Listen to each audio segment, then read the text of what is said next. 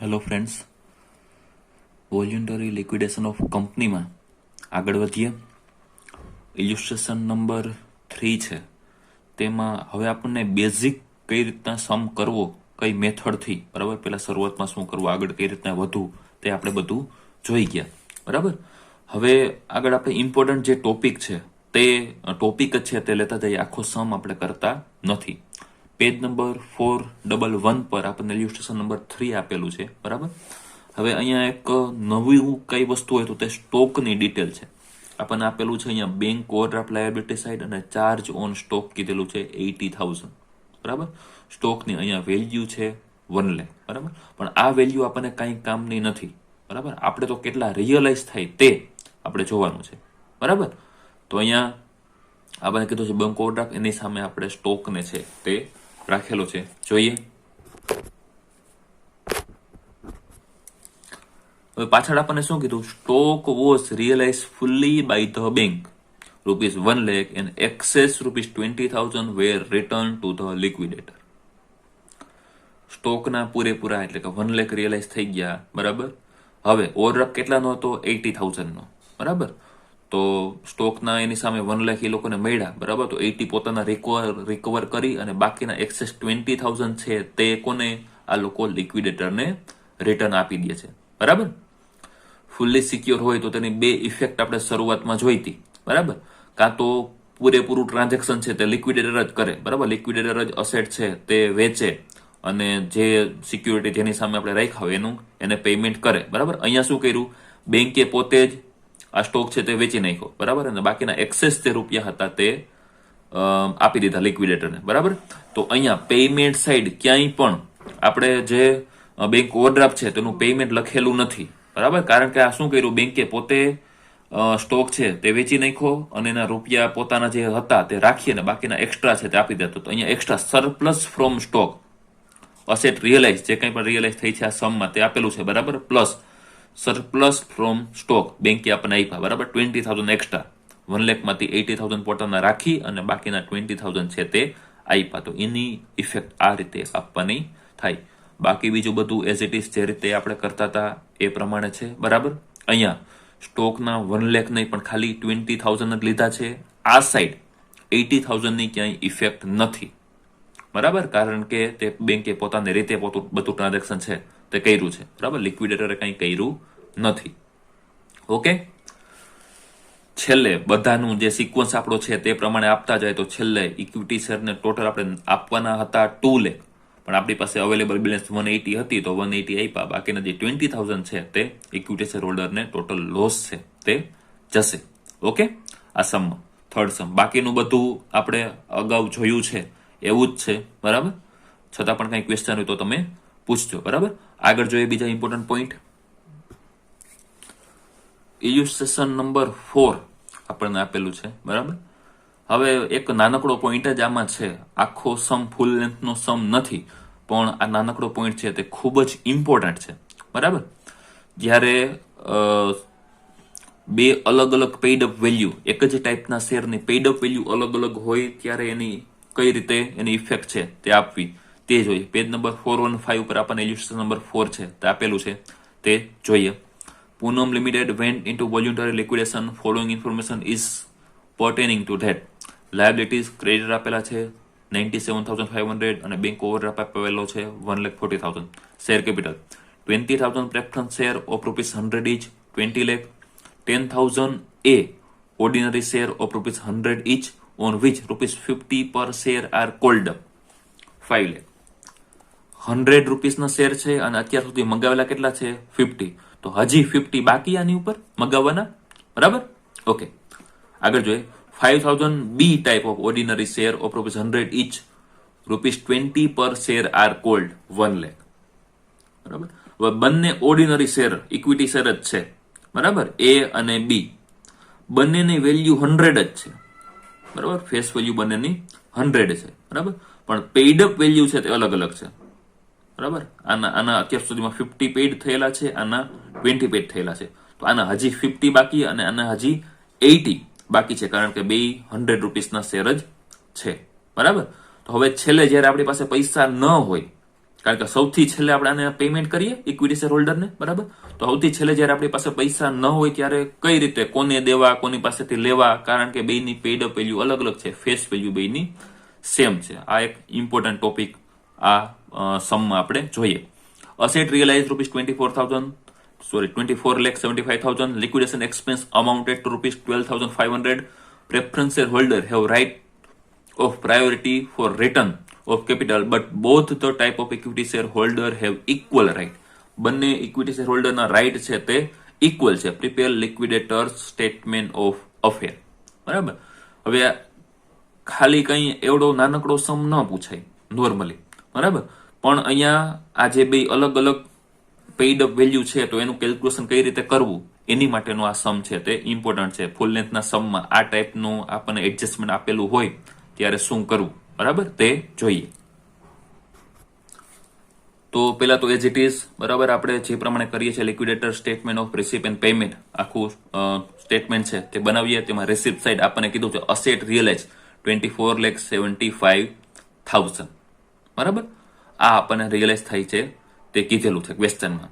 ત્યાર પછી પેમેન્ટનો જે સિક્વન્સ છે તે સિક્વન્સમાં આપણે એનું પેમેન્ટ છે તે આપતા જઈએ. તો આપણને first of all secure creditor હોય તેને આપણે આપીએ. અહીંયા આપણને નથી આપેલા સિક્યોર ક્રેડિટર, તો liquidation expense 12,500, then creditors 97,500, bank overdraft 140, preference share capital 20 lakh, બરાબર. તો અહીંયા સુધી આપણે ટોટલ પેમેન્ટ છે તે કરશું, બરાબર. આપણી પાસે છે કેટલા? 24,75,000, બરાબર. હવે એમાંથી આપણે આ એટલું પેમેન્ટ છે તે કર્યું. હવે પેમેન્ટ કોને કરવાનું છે? તો કે ઇક્વિટી શેરને, બરાબર. ઇક્વિટી શેર બે ટાઈપના ઇક્વિટી શેર એ અને બી, બે ટાઈપના ઇક્વિટી શેર આપણી પાસે છે અને બેની ફેસ વેલ્યુ સેમ છે 100, બરાબર. પણ બંનેની પેઇડ અપ વેલ્યુ છે તે અલગ અલગ છે. એકને 50 પેઇડ કરી દીધા છે અને એકે ખાલી 20 જ પેઇડ કર્યા છે. તો હવે શું કરવું, કોને કેટલા રૂપિયા આપવા, કોની પાસેથી કેટલા મગાવવા તે જોઈએ. તે આ ક્વેશ્ચનમાં મેઇન પાર્ટ છે. તો ફ્રેન્ડ્સ, આપણી પાસે અસેટના રિયલાઇઝ થયા 24,75,000 અથવા તો ટોટલ કેસ અવેલેબલ આપણી પાસે જે હોય, બરાબર, રિસિપ્ટ સાઈડનો ટોટલ. અહીંયા આપણે ક્વેશ્ચનમાં કેસ અથવા તો બેંકની બેલેન્સ નથી આપેલી, જે જો હોય તો તે પ્લસ અસેટના રિયલાઇઝ જે થાય તે ટોટલ લેવાનું, બરાબર. Less payment up to preference share capital, બરાબર. પ્રેફરન્સ શેર કેપિટલ સુધી આપણે જે ટોટલ પેમેન્ટ કર્યું, liquidation expense, creditor, bank overdraft અને પ્રેફરન્સ શેર કેપિટલ, બરાબર. તો આ બધાનો ટોટલ તમે કરો તો આપણને એ બધાનો ટોટલ થાય છે 22,50,000, બરાબર. તો પ્રેફરન્સ શેર સુધી તમે પેમેન્ટ કર્યું, આપણી પાસે 24,75,000 હતા, એમાંથી આ તમે અહીંયા સુધી પેમેન્ટ કરો 22,50,000 સુધીનું પેમેન્ટ થઈ ગયું. તો હવે આપણી પાસે છે 2,25,000, બરાબર. તો એ પૂરતા નથી, કારણ કે એ ટાઈપના શેર છે, બરાબર, તે 10,000 શેર છે અને એને 50 પેઇડ અપ કરેલા છે, તો 5 લાખ એને દેવાના છે, બરાબર. અને બી ટાઈપ ઓફ શેર છે તે 5,000 છે અને 20 એને પેઇડ અપ કરેલા છે, બરાબર. તો 1 લાખ, ટોટલ 6 લાખ હજી આપણે ચૂકવવાના, પેઇડ કરવાના બાકી છે. Total liability for capital 6 lakh આપણે પેઇડ કરવાના હજી બાકી છે. પણ આપણી પાસે છે કેટલા? 225, બરાબર. તો તેમાંથી લેસ કરો. Total balance of for capital 6 lakh હજી પેઇડ કરવાના બાકી, લેસ કેશ ઓન હેન્ડ. હવે આપણી પાસે આ બધાને પેઇડ કર્યા પછી, પ્રેફરન્સ શેર કેપિટલ સુધી પેઇડ કર્યા પછી આપણી પાસે છે કેટલા? તો કે કેશ ઓન હેન્ડ 2,25,000, બરાબર. હવે પ્રશ્ન એ છે કે આ 2,25,000 કઈ રીતે આપવા અને કોને આપવા? તો એની માટે આ બધું કેલ્ક્યુલેશન આપણે કરીએ છીએ, બરાબર. હવે આ 6 લાખમાંથી 2,25,000 માઇનસ કરી દો તો આપણને ટોટલ કેપિટલ ડેફિશિયન્સી અથવા તો લોસ, ટોટલ આપણને કેટલો લોસ જશે, ટોટલ કેપિટલની ડેફિશિયન્સી કેટલી રહેશે તે મળે, બરાબર. ટોટલ આપણે દેવાના કેટલા છે અને આપણી પાસે અવેલેબલ કેટલા છે. દેવાના છે આપણે ટોટલ 6 લાખ બંને ટાઈપના શેર હોલ્ડરને ટોટલ થઈને, બરાબર. અને આપણી પાસે અવેલેબલ છે 2,25,000. તો ટોટલ લોસ અથવા તો તેને કહેવાય કેપિટલ ડેફિશિયન્સી. તે ડેફિશિયન્સી 6 - 225 તો 3,75,000 ટોટલ કેપિટલ ડેફિશિયન્સી આપણને મળે, બરાબર. એટલા આપણે પેઇડ કરી શકીએ એમ નથી, બરાબર. ઓકે, હવે પર શેર ડેફિશિયન્સી છે તે ફાઇન્ડ કરવાની, બરાબર. તો total capital deficiency divided by number of equity share. તો ટોટલ કેપિટલ ડેફિશિયન્સી તે આપણે ફાઇન્ડ કરી 3,75,000, બરાબર. Divided by total number of equity share આવે, બરાબર. હવે એ ટાઈપના શેર છે આપણી પાસે 10,000 અને બી ટાઈપના 5,000. તો નંબર ઓફ ટોટલ શેર આપણી પાસે કેટલા? 15,000 શેર થયા. તો 3,75,000 ડિવાઇડેડ બાય 15,000, તો 25 ની ડેફિશિયન્સી આવે, બરાબર. એટલે કે લોસ કેટલો જશે? દરેક શેર હોલ્ડરને 25 રૂપિયાનો લોસ જશે. 100 રૂપિયાનો શેર છે, બરાબર. 25 રૂપિયા દરેક શેર હોલ્ડરને, એ ને બી ને, એને પણ 25 નો લોસ થશે, બી ને પણ 25 નો લોસ થશે. તો હવે પેમેન્ટ કઈ રીતે કરવું તે જોઈએ, બરાબર. હવે ફ્રેન્ડ્સ 25 નો જો બંનેને, એ ને બી ને, બંનેને 25 નો જો લોસ જવાનો હોય, બરાબર, તો એ પાસેથી આપણે મગાવવાના કેટલા બાકી છે? 50 મગાવવાના બાકી છે, બરાબર. 50 એને પેઇડ કરેલા છે, બરાબર. 50 પેઇડ કરેલા છે અને એને લોસ જશે 25 નો, બરાબર. તો 25 નો જો લોસ જવાનો હોય તો બાકીના હજી 25 છે, બરાબર. તો એ આપણે એને રિટર્ન કરવા પડે, બરાબર. આ સમજાય છે? મોસ્ટ ઇમ્પોર્ટન્ટ પોઈન્ટ છે આ. 25 રૂપિયાનો પર શેર લોસ જવાનો છે. 25 રૂપિયા આ લોકોને નહીં મળે. ટોટલ જે 100 રૂપિયાનો શેર છે તેમાંથી 25 રૂપિયા આ લોકોને મળશે નહીં, બરાબર. હવે એ ટાઈપના શેર હોલ્ડરની જવાબદારી કેટલી છે? અહીંયા 50 પેઇડ કરી દીધા, હવે 50 પેઇડ કરવાના એના બાકી છે, બરાબર. અને બી શેર હોલ્ડરે 20 પેઇડ કર્યા, 80 પેઇડ કરવાના બાકી છે, બરાબર. હવે આની પાસેથી, એ પાસેથી કઈ મગાવવાની જરૂર નથી, કારણ કે 25 રૂપિયાનો લોસ થાય, પણ અહીંયા ભરી દીધા તો 50 છે, બરાબર. તો બાકીના જે 25 એક્સ્ટ્રા એને ભર્યા તે તેને રિટર્ન કરશું, બરાબર. અને બી એ કેટલા અત્યાર સુધીમાં પેઇડ કરેલા છે? 20. હવે એને લોસ જવાનો છે 25 નો, તો હજી એની પાસેથી આપણે 5 રૂપિયા પર શેર, 5 રૂપીસ આપણે મંગાવવા પડે. આ બહુ ઇમ્પોર્ટન્ટ છે ફ્રેન્ડ્સ, બરાબર. ધ્યાનથી જોજો, ન સમજાય તો પાછું રિપીટ કરજો. પહેલા આપણે ટોટલ ડેફિશિયન્સી ફાઇન્ડ કરી પર શેર. ટોટલ ડેફિશિયન્સી આ કેલ્ક્યુલેશન કર્યું હોય divided by total number of share, તો 25 પર શેર આપણને લોસ જશે. તો આને તો ઓલરેડી જેટલો લોસ જવાનો છે એના કરતા એક્સ્ટ્રા પેઇડ કરેલા છે, તો 25 સિવાયના ઉપરના જેટલા હશે એટલા એને રિટર્ન કરી દેશું, બરાબર. 25 ઉપરના હજી 25 આના છે તો તેને રિટર્ન કરી દેશું. આના તો કે ઉપરના નથી, આના તો હજી 5 રૂપિયા પેઇડ કરવાના બાકી છે. 20 એને અત્યાર સુધીમાં ભરેલા છે, 20 હજી 25 છે, તો હજી 5 આની પાસેથી આપણે મગાવશું, બરાબર. તો એ મગાવશું એ ક્યાં લખશું? આમાં આપણે પેમેન્ટ સાઈડ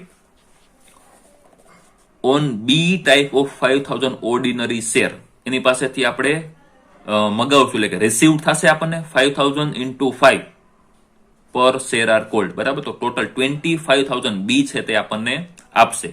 ટોટલ એના શેર છે 5,000 મલ્ટીપ્લાય બાય 5 રૂપીસ આપણે મગાવશું. 20 ભરેલા છે, હજી 5, એનો લોસ ટોટલ 25 છે તે થવો જોઈએ, બરાબર.